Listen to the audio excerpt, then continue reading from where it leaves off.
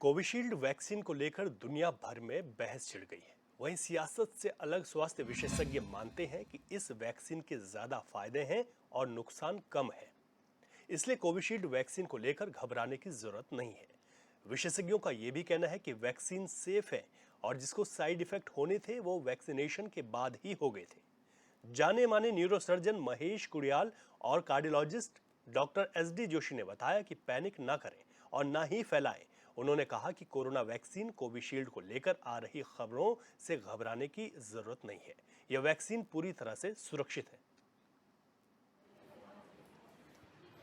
अब जो इसका साइड इफेक्ट है उसको कहते हैं ब्लड क्लॉट्स वगैरह बनते हैं, जिसको कि टीटीएस कहते हैं।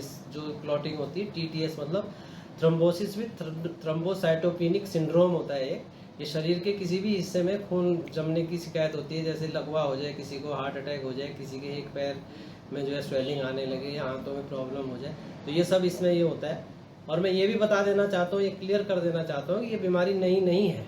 आज से 100 साल पहले 1924 में सबसे पहले एक लड़की में ये बीमारी पाई गई थी और तब से ये इसके इक्के दुक्के केस जो है लाखों में एक आध कोई दिखाई दे जाता है। ये केवल कोविशील्ड या जो भी कोविड वैक्सीन है इसकी वजह से नहीं है। ये और वैक्सीन आप लगवाते हैं, इन्फ्लुएंजा का हो गया, रेबीज का हो गया, या जो है दूसरे तरह के वैक्सीन है, उनकी वजह से भी ये सिंड्रोम हो सकता है। और इसलिए मैं लोगों को ये बताना चाहता हूँ, क्लियर कर देना चाहता हूँ कि आपको डरने की कोई ज़रूरत नहीं है। अगर ऐसी बात होती तो 230 करोड़ वैक्सीन की डोज अब तक पूरे हिंदुस्तान में लग चुकी है। मतलब 230 करोड़ बहुत बड़ी संख्या होती है, तो हमारी तो आधी से ज़्यादा जनता को तो ऊपर पहुँच जाना चाहिए था, लेकिन ऐसा तो कहीं हुआ नहीं। सरकार के हिसाब से भी और मानकों के हिसाब से भी इसके साइड इफेक्ट होने की जो संभावना है हिंदुस्तान में 0.0001% से भी कम है। देखिए एज ए डॉक्टर मेरी जो पर्सनल जो मेरी ओपिनियन है, आई थिंक इसमें पैनिक होने की बिल्कुल कोई ज़रूरत नहीं है हमको। और वैक्सीन ऐसा नहीं कि ये पहली बार हमारी इस ह्यूमन स्पीसीज़ को पहली बार वैक्सीन लगी। 100 सालों से वैक्सीन चली आ रही है। आपने देखा हो कि स्मॉल पॉक्स की लगी थी, चिकन पॉक्स की लगती है, इन्फ्लुएंजा लगती है, टाइफाइड वैक्सीन होती थी, ऑल आर वैक्सीन। होता क्या था कि इस समय थोड़ा कुछ लोग जो कि वैक्सीन के अगेंस्ट थे, इतना जरूर हुआ कि इस समय जो उसका डेवलपमेंट हुआ, उस समय ज़रूरत थी, समय की ज़रूरत थी कि हमें बहुत जल्दी ये डेवलप करनी थी।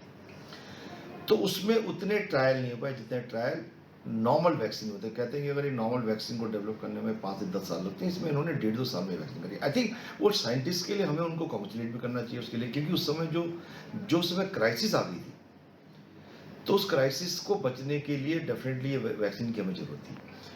तो अगर आप देखें आपके आसपास जितने भी लोग हैं जी, इतने मतलब हमारे 140 करोड़ लोगों को वैक्सीन लगी, कितने में आपने साइड इफेक्ट देख लिया इसका?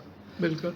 जब भी कोई वैक्सीन लगती है ध्यान रखिएगा, इट इज़ अ वायरस, चाहे वो एटीन्यूएटेड किल्ड वायरस हो, चाहे उसकी स्पाइक प्रोटीन हो, ये है तो प्रोटीन ना। जब आपकी अपनी प्रोटीन आपके अगेंस्ट काम कर सकती है, तो जो बाहर की जो प्रोटीन जा रही है उसके अगेंस्ट आपकी बॉडी कुछ लोगों में वो रिएक्शन कर सकती है, पर उसको इतने लार्ज एक्सटेंट पे नहीं दे सकते कि इसने ये कर दिया।